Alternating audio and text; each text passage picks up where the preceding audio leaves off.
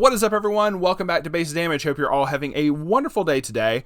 We're going to be taking a look at another tournament report. I came in after the San Jose Costa Rica one has happened, but as of the recording of this, before I go back out to work, the results have not been posted on Weiss Tea Time just yet, so the next time I'm in, I'll try to loop in San Jose with the other ones that are all happening on October 22nd, but we do have White Plains, and there's plenty to talk about for the New York regionals.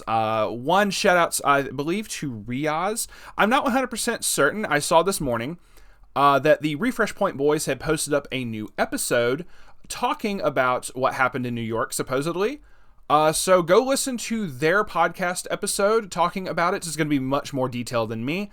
I think they said Riaz topped in it. I don't know for a fact. I haven't listened to it just yet, but I'm going to be listening to it because they are freaking awesome and I love their podcast. So we're definitely going to be taking a look at this here because so far, leading up to this with Toronto, Austria, Rosemont, we've had a massive showing of... obviously, we've had the Ozkigura decks and Hololive and everything showing up. A little bit of Avatar: The Last Airbender earlier. Strangely enough, Seven Deadly Sins is not dead. We still have seen a showing of Escanor, but we've been seeing a ton of slime with the Shizu Muron setup. And the White Plains, New York is no fucking exception. We have 4 Shizu Muron decks in the top 8, and we had a very nice, outstanding number of players. We had 173 players showing up to this. The only other big one was Rosemont, which was 192. This is still a big turnout, and I'm very much loving seeing these numbers. But we also get to see, finally, after a couple weeks, we get to see Overlord finally topping. So maybe there'll be a little bit more representation. I don't have a horse in the race in terms of Overlord or whatever. I just didn't see any representation in the tournaments that it should have been legal for. There may have been reasons for that. We're not going to get into it. It's all good. But I do want to look over each of the decks. So obviously we have the top 3 are all the same deck. So we'll take a quick peek at 1 through 3 here. I went ahead. I learned from the other ones where the cards don't like to load up immediately as I'm recording. I went ahead and preloaded everything, so I have peeked a little bit, not too terribly much.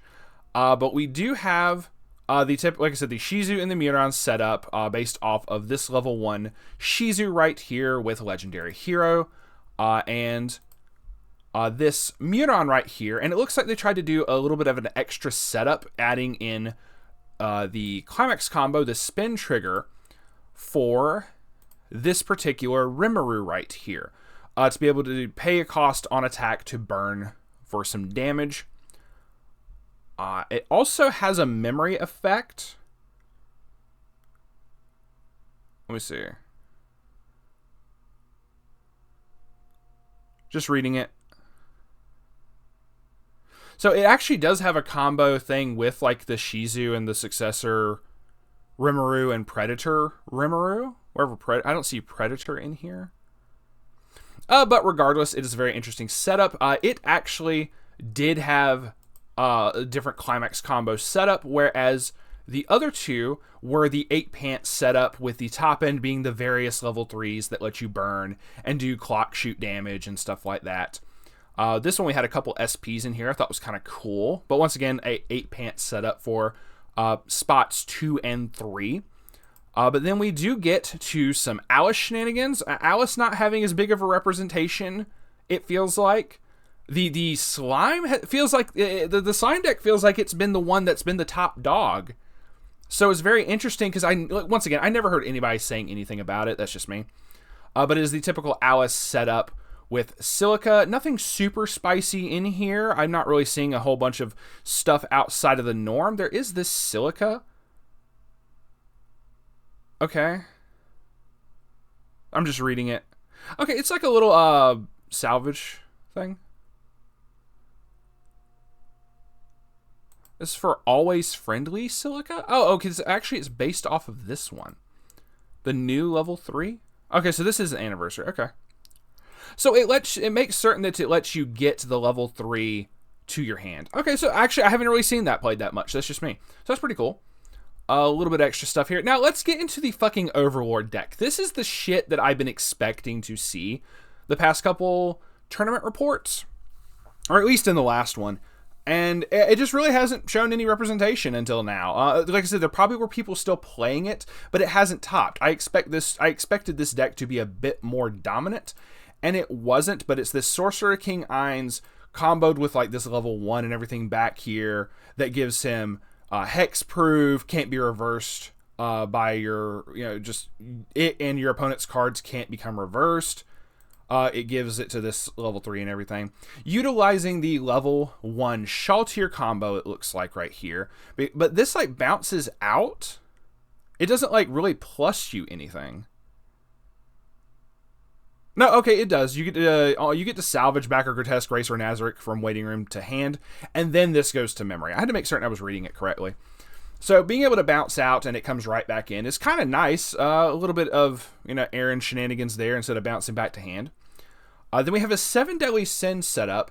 Not your typical Escanor build though. I thought this was really cool to see a standby deck. It looks to be 6 standby and 2 of the choice trigger for the level 3 Meliodas right here, the full counter.